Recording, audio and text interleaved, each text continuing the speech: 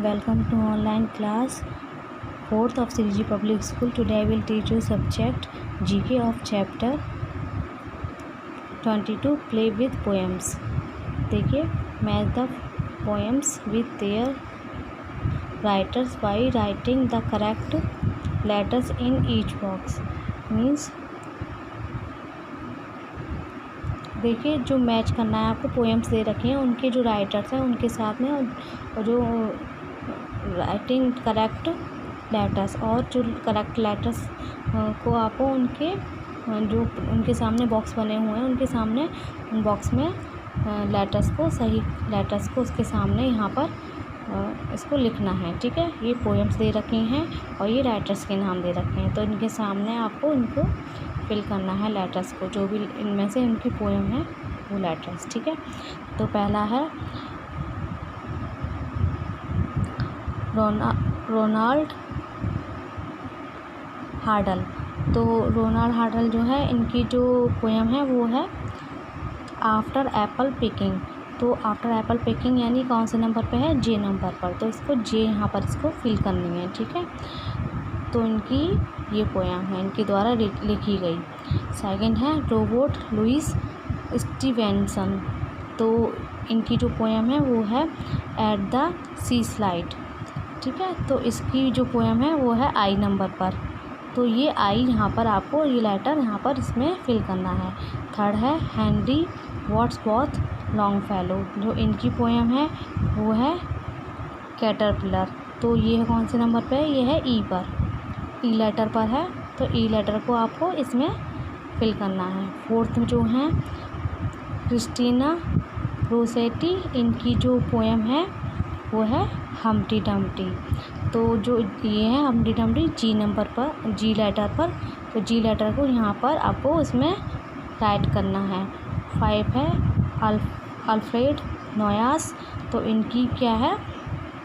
इनकी है the first tooth. तो ये फर्स्ट टूथ इनकी राइम्स है, जो पोएम है वो है एच लेटर पर, तो एच लेटर इसके सामने आपको यहाँ राइट करना है। इसके बाद आता है आपका रॉबर्ट फॉस्ट।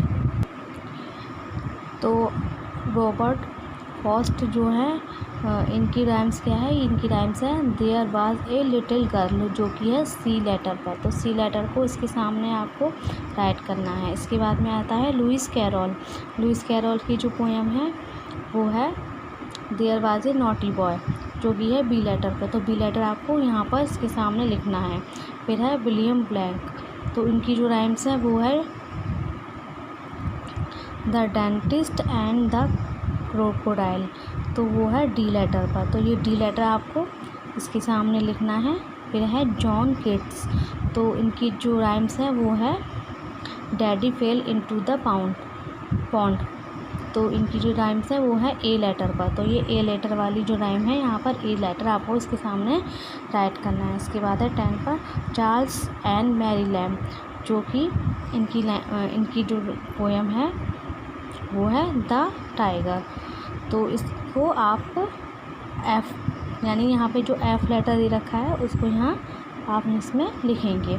तो आपको ये समझ में आ गया होगा इसको किस तरीके से करना है। और अब आप कॉपी में एक काम करेंगे कि आपको जो ये वर्क है आपको एक साइड में राइटर के नेम और उसके सामने उनकी पोएम्स के नेम लिखने हैं। उसमें लेटर नहीं लिखने हैं आपको, लेटर की जगह आपको उनकी राइम्स लिखनी है। ठीक है, तो आपको